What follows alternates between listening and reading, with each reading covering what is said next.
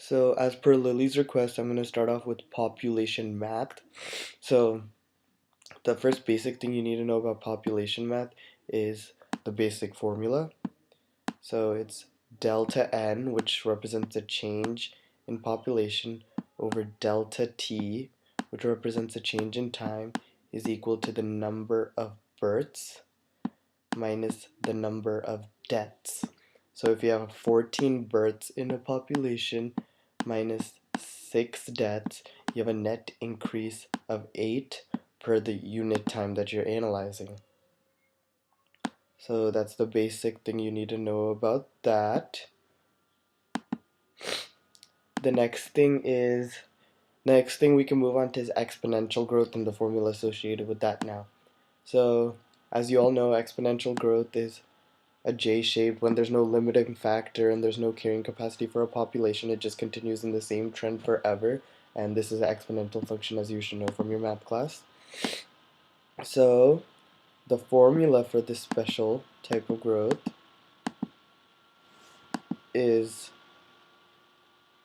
delta n over delta t, as we have discussed. What it means is equal to R max times n.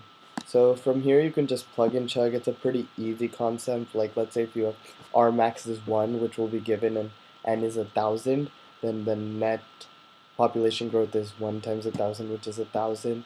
Be comfortable with manipulating the variables. Like if they give you the population growth and they give you n, finding R max, I mean, it's pretty simple algebra. Just make sure you know how to use the equation.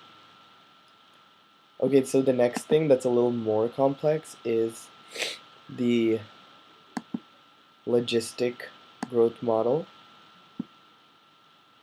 So this model includes a carrying capacity because most populations, they can't go on forever, as you already know.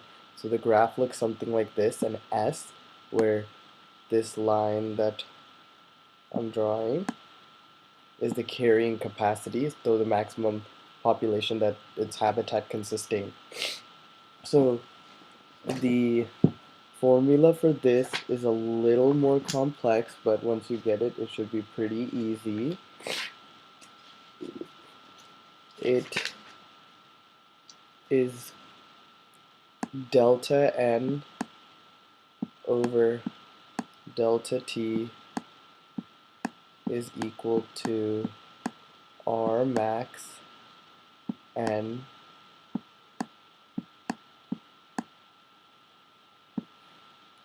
times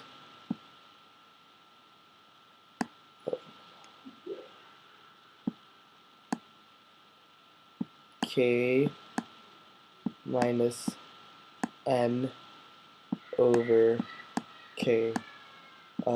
Miss Sundstrom emphasized this point during class, so I'm just going to go over it really quick.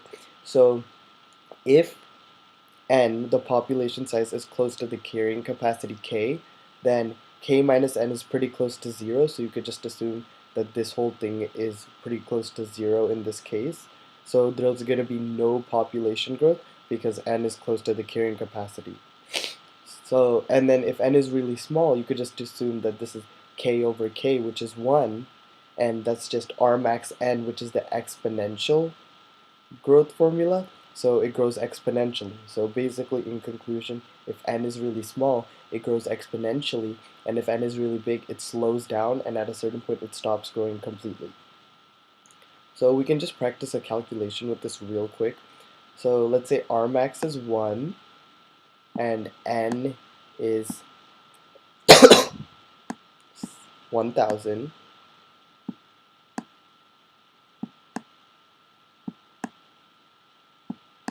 And k is 1,600 minus 1,000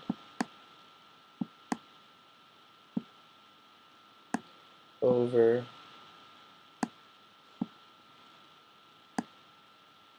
1,600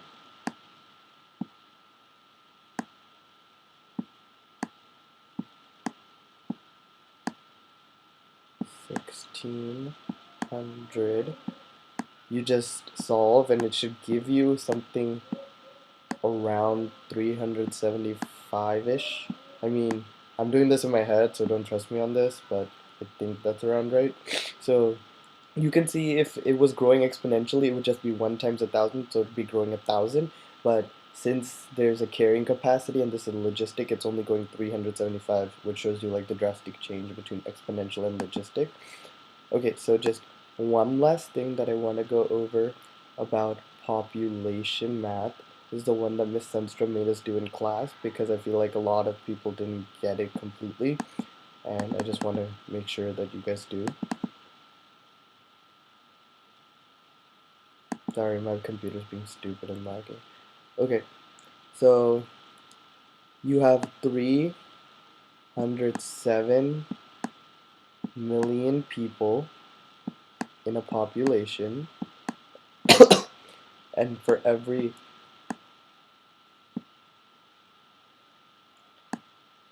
1,000 people, there are 14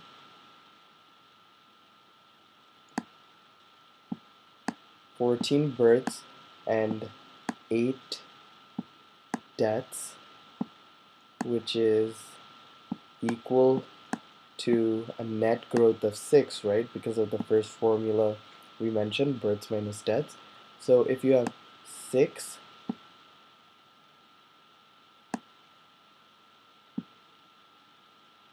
oh my god, I hate my computer.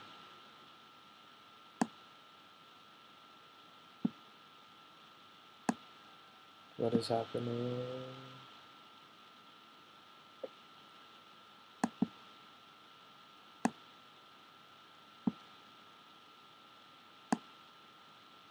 Okay, let me just explain this because my computer is being dumb. If you have 6 births per 1,000 people and 307 million people, you just multiply 6 divided by 1,000. Let me see if this works. No, I guess it won't work. So you just multiply 6 divided by 1,000 times 307 million people. Oh, it does work. Okay, 6 divided by 1,000 times 307 million people, because this represents the rate, so 6 new people per 1,000 existing people, and this represents the existing people, so the existing people and the existing people cancel out, and you're just left with new people on the top. So if you do that, you get around 1,842,000 new people, and that is your net population growth, and that's what Ms. Sundstrom asked us to find. So if you have any more questions about what I did, or if you want any more topics to go over, just tell me and I'd be happy to go over it. Okay,